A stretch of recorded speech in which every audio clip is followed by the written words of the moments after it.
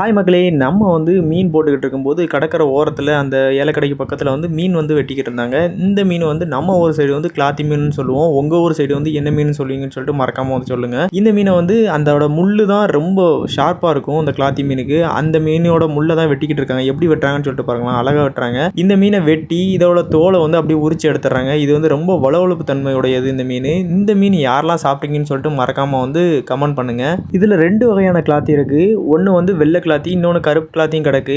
அது மட்டும் இல்லாமல் இன்னும் ஒரு 2-3 மீன் கிடக்கு. அது என்ன மீன் சொல்லிட்டு உங்களுக்கு தெரிஞ்சுன்னா மறக்காமல் கமெண்ட் பண்ணுங்கள். இந்த மீனை எதுக்கு வெட்டிக்கிருக்காங்கன்னா, இது ஃப்ரோசன் நிறைய இடங்களில் இந்த ஃபாரினுக்கு எக்ஸ்போர்ட் ஆகிறதெல்லாம் இந்த மீனை ஃப்ரோசன் பண்ணி அனுப்புவாங்க. இந்த மீட்டை மட்டும் தனியாக எடுப்பாங்க. எப்படி எடுக்காங்க பாருங்களேன். அந்த தொலி இருக்குல்ல, அந்த தொலியை 2 சைடு தொலியும் உரிச்சிட்டாங்கன்னா இது கிளாத்தி மீன் மாதிரியே இருக்காதுங்க.